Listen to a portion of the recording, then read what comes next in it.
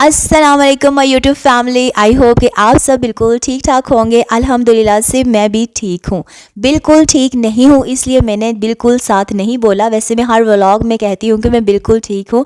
असल में मेरी जो आवाज़ अभी तक ठीक नहीं हुई, बड़ी मुश्किल से मैं बोल रही हूँ क्योंकि पता नहीं गले में क्या इशू है कि जो ही मैं बोलती हूँ ना तो मेरे गले में जो है ना वो एक खिंचाव सा ऐसे फ़ील हो रहा है, मुझे दर्द सा।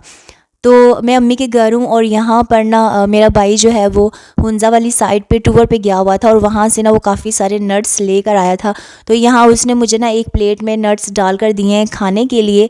और आज ना हमारे घर गेस्ट ने आना था तो मैं यहाँ पर खीर बना रही थी, तो मैंने सोचा कि नट्स चलो खा भी लेंगे, लेकिन मैंने कहा पहले खीर को ना अच्छी तरह से डेकोर कर लेते हैं। तो यहाँ पर ना मैं 2 खीर के जो बॉल है ना उनको मैंने डेकोर करना है।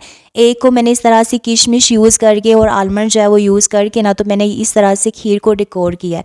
और जो दूसरा खीर का बॉल है उसको मैंने इस तरह से किया है कि जो केक मिलते हैं ना 10 वाला पैकेट या 20 वाला, कोई सा भी आप ले सकते हैं। खैर मैंने एक पैकेट वो लिया और उसका ना मैंने चूरा बना कर ना खीर के ऊपर इस तरह से फैला दिया।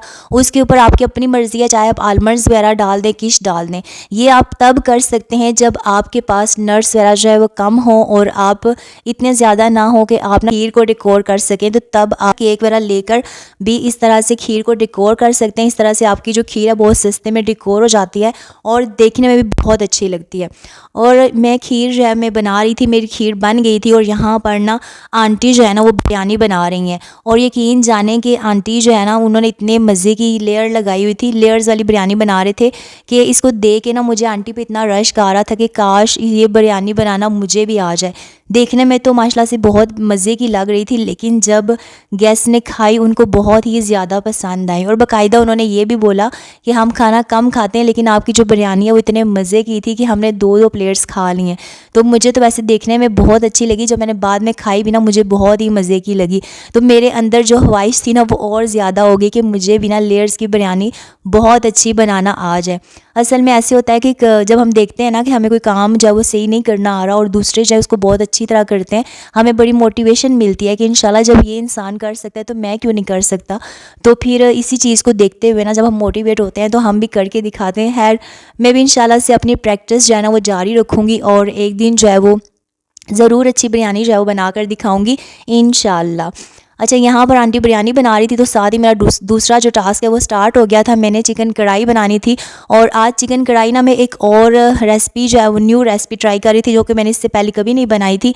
मैंने ना टमाटर, प्याज वगैरह इन सबको हल्का सा ब्राउन करके, हल्का सा ब्राउन भी नहीं किया, हल्का सा मैंने ना उसे फ्राई करके फिर इनको ग्राइंड कर दिया था। और इस तरह से ना मैंने ग्रेवी टाइप जो है वो चिकन कढ़ाई बनाई थी और चिकन कढ़ाई भी बहुत मज़े की बनी थी। मेरा जो छोटा भाई है ना उसने मेरी इतनी तारीफ़ें की कि आप भी बहुत ही मज़े की आपने बनाई, उसे बहुत पसंद आई और गेस्ट को भी अच्छी लगी थी।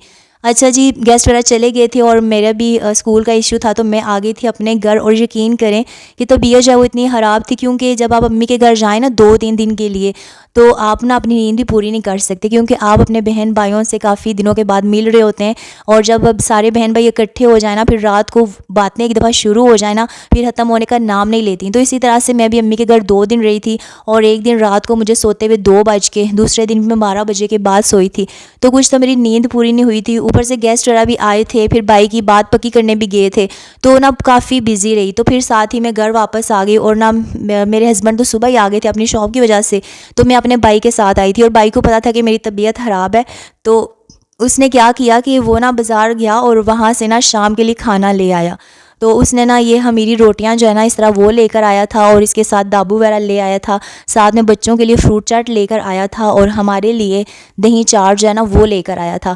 और जब वो लेकर आया ना तो मैं उसको देख रही और मैं सोच रही कि भाइयों को बहनों का कितना एहसास होता है कि मतलब उसे पता था कि मैं अपनी आपी के साथ आया हूँ घर, आपी की तबीयत ठीक नहीं है तो आपी अब खाना बनाएगी। तो वो ना वो बाज़ार से जाकर खाना ले आया। तो जो है ना मैंने उससे कहा कि मतलब मैं बना देती, तो कहता है नहीं मैंने आपको अपनी तरफ से पार्टी दी है। तो मैंने कहा चलें शुक्र है। फिर उसके बाद ना हम सब ने खाना खाया और हम सब जो है वो सो गए क्योंकि इतने दिनों की नींद थी। तो खैर इतना जल्दी भी नहीं सोए लेकिन 10-11 तक जो है ना हम सो गए थे। तो कैसा लगा आपको मेरा आज का व्लॉग? आई होप कि आपको मेरा व्लॉग अच्छा लगा होगा। अगर आपको मेरी वीडियो अच्छी लगती है तो मेरी वीडियो को लाइक करें, कमेंट करें, शेयर करें और मेरे चैनल को लाजमी सब्सक्राइब करें। और हाँ, एक बात और कि मेरी सेहत के लिए आपने बहुत सारी दुआएं करनी है, क्योंकि मेरे ख्याल में सिर्फ ये नहीं होता कि हम लोग एक दूसरे की वीडियोस देख लें, बल्कि ये हमारी नई किस्म की बॉन्डिंग हो जाती है। जब हम किसी का चैनल सब्सक्राइब करते हैं, फिर हम डेली उसकी वीडियोस देखते हैं, हम उसकी लाइफ को जानते हैं और हम इस चीज़ को जानते हैं कि उसकी ज़िंदगी में भी कितनी सारी प्रॉब्लम्स हैं, और फिर हम एक दूसरे को हौसला देते हैं, अप्रिशिएट करते हैं। तो हमारी आपस में जो बॉन्डिंग है मज़ीद स्ट्रॉन्ग होती है। जब हम एक दूसरे को दुआएं भी देते हैं तो बहुत अच्छा रिश्ता बन जाता है। अल्लाह हाफिज़।